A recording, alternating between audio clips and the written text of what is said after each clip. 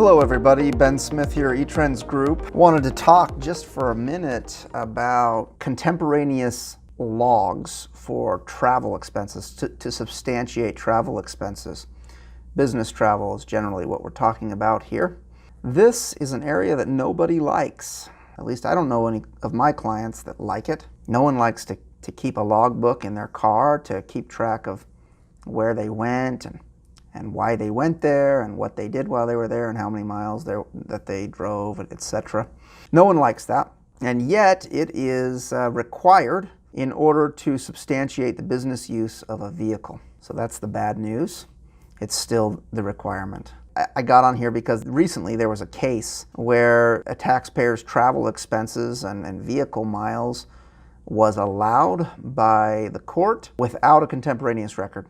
So there are occasions when that happens. This taxpayer was in the logging business and traveled very frequently to the properties where he has trees and stays overnight there in the forest, and he kind of just does this regularly. Like a lot of businesses, he just kind of has a regular routine.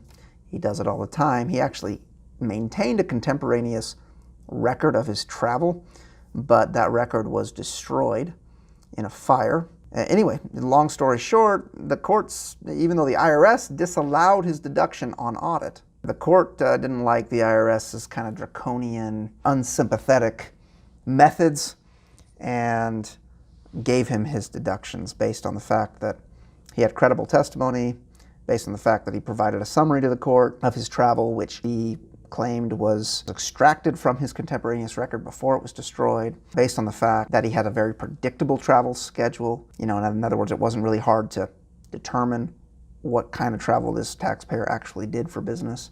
So the court allowed it. So there are cases out there that, there are times you can get away with it. My recommendation is have the logbook, then you don't have to go through all of that. And of course, if this taxpayer had a contemporaneous logbook, the IRS would have just allowed the deduction. He wouldn't have had to go to court. It would have been easy. Would have saved him a lot of money in attorney's fees and accounting fees. It's just better. Keep a logbook. There's apps that you can use to do it. It's just the best way to go. If your business ever gets audited, pretty good chance that the IRS is going to look into your travel, because most taxpayers do not keep a contemporaneous logbook, and the IRS thinks it's kind of an easy deduction to target. I'm more than happy to talk to you more about it, give you some easy options to kind of take care of that contemporaneous logbook. I can certainly help you with any audits that you're dealing with. If you're dealing with this issue on audit and you do not have contemporaneous records, the chances are high that I can at least get the IRS to give you some of your claimed travel expenses. You might not have all of them without that logbook. Anyway, I can certainly help you with those things. Come see me. My name's Ben Smith, eTrends Group. I look forward to helping you with your tax needs.